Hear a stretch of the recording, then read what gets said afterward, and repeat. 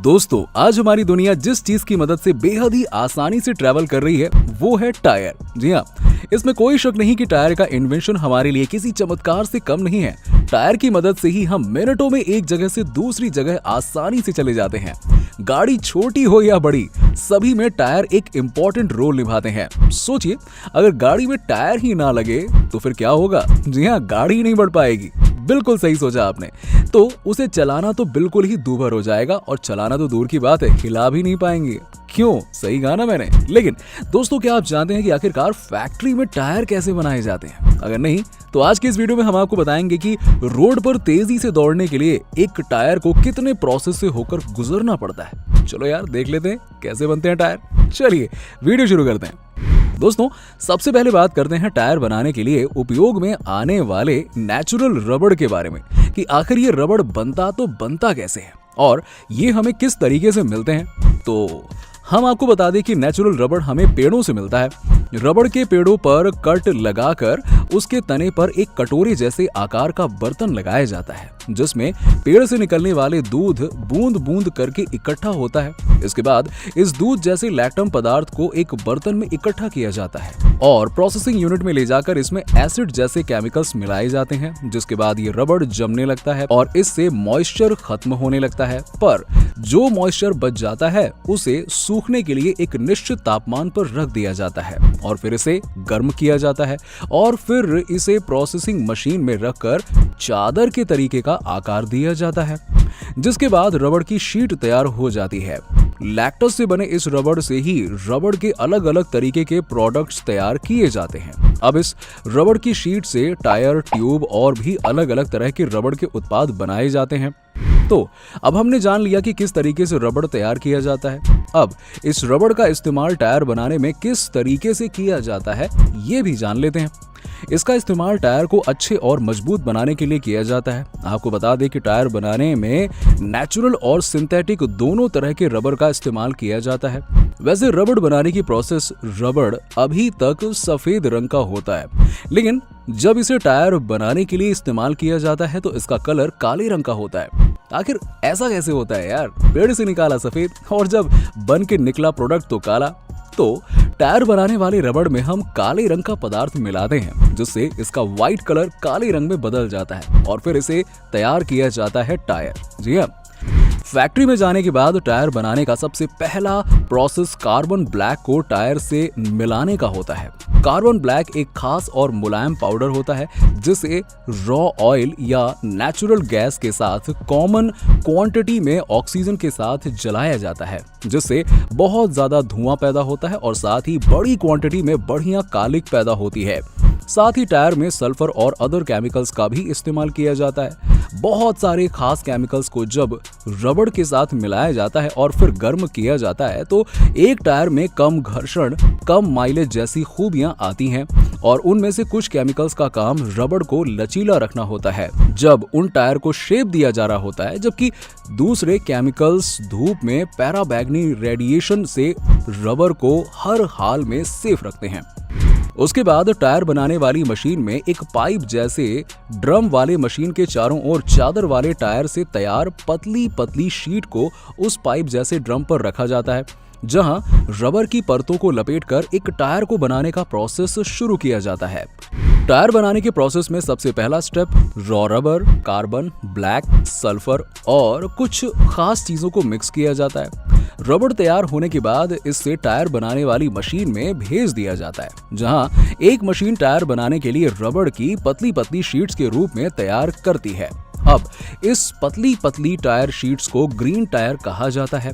Green tyre बनने के बाद इसे अच्छा और परफेक्ट शेप देने के लिए एक डायल के शेप वाले मशीन में रखा जाता है। डायल में रखते समय टायर पूरी तरह गोल होकर एक गुब्बारे की तरह रूप ले लेता है, जिसको डायल में गोल करने के बाद उस गुब्बारे नुमा रबर में गर्म स्टीम को पंप किया जाता है, जिससे गुब्बारा जैसा टायर डायल में एक परफेक्ट टायर की शेप में ढल जाता है। टायर का परफेक्ट शेप लेने के बाद टायर को ठंडा करने के लिए रख दिया जाता है। टायर के ठंडा होने के बाद टायर को जांच के लिए भेज दिया जाता है। फैक्ट्री के स्टाफ हर एक टायर की अच्छी तरह से टेस्ट करते हैं और साथ ही टायर के साइड वॉल और इंटीरियर में बुलबुले को चेक किया जाता है। उसके बाद टायर को अगले टेस्ट के लिए एक पहिए जैसे मशीन पर रखा जाता है जिसे टेस्ट व्हील कहते हैं। टेस्ट व्हील सेंसर से टायर की स्टेबिलिटी को चेक और मेजर किया जाता है और देखा जाता है कि टायर एक सीधी डायरेक्शन में चलता भी है या फिर नहीं। एक बार टायर का अच्छे से टेस्ट लेने के बाद टेस्ट व्हील के चेकिंग करने के बाद टायर को कन्वेयर बेल्ट के जरिए गोदाम में पहुंचा दिया जाता है। बिल्कुल सिंपल, जहां गोदाम से टायर सेलर तक पहुंचा दिया जाता है ना? कितना आसान? नहीं, बहुत कठिन है ये सारी प्रोसेस। तो दोस्तों, हमने देख लिया कि टायर मशीन से आखिरकार बनते कैसे हैं। अब सवाल ये उठता है कि टायर बनाने का आइडिया सबसे पहले किसके दिमाग में आया होगा? किसने इसे इजाद किया? चलिए अब टायर के इतिहास को भी जान लेते हैं, है ना? दोस्तों, टायर शब्द को फ्रेंच वर्ड टायरर से लिया गया है जिसका मतलब होता है खींचना। ये तो आप जानते ही होंगे कि हवा से भरे लचीले टायरों के इन्वेंशन से पहले लकड़ी के पहियों पर रखे चमड़े या फिर ये लोहे के बेल्ट की मदद से बनाए जाते थे, जिनका खास तौर पर इस्तेमाल घोड़ा गाड़ी या बैलगाड़ी को चलाने के लिए किया जाता था। पुराने जमाने में इस तरह के टायर बनाने में एक विल राइट नाम का आर्किटेक्ट था जिसे टायर बनाने के लिए काफी फेमस माना जाता था। फिर साल 1800 में चार्ल्स मैकिन्टोश ने रबर बनाने के लिए अमेज़न के जंगल में पेड़ों के छाल से रबर बनाने का एक्सपेरिमेंट किया। वो रबर बनाने में तो सफल हो गए, लेकिन अफसोस उनकी ये रबर मौसम की मार नहीं झेल पाई। इसके बाद 1839 में चार्ल्स गुडियर ने सल्फर को जोड़कर वेल्केनाइज रबर की खोज की।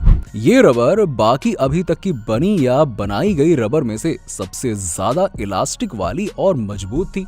इसमें इतनी इलास्टिसिटी थी कि इसे साइकिल के कुशन टायर के रूप में आसानी से इस्तेमाल किया जा सकता था। यानी उस समय इस रबर को सिर्फ साइकिल के व्हील पर लपेट दिया जाता था, लेकिन अभी भी इस रबर में हवा भरना बिल्कुल संभव नहीं था।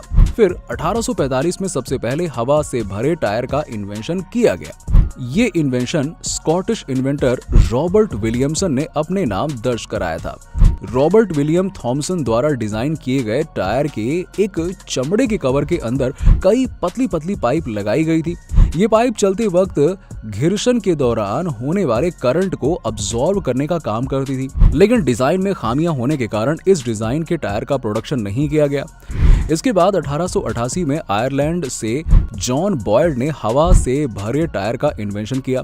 उन्होंने सबसे पहले ट्राई साइकिल पर हवा से भरे टायरों का टेस्ट किया और फिर 18 सेंचुरी में बदले समय में साइकिल के बढ़ते इस्तेमाल के कारण हवा से भरे टायरों ने अपनी पॉपुलैरिटी हासिल कर ली और 1891 में आंद्रे और एंड्रोड, दो मिशेलिन भाइयों द्वारा टिनोमेटिक टायर्स का इन्वेंशन किया गया।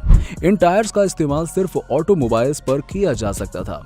इन टायर्स में रिम पर बोल्ट वाली ट्यूब लगी होती थी और यही इन्वेंशन की मदद से अगले 50 वर्षों में हवा से भरे रबर टायर बनाने की प्रोसेस ने जबरदस्त इंजीनियरिंग डेवलप की और 1946 में रेडियल टायर्स का इन्वेंशन किया गया, जिसे मिस सेलिंग द्वारा डेवलप्ड किया गया।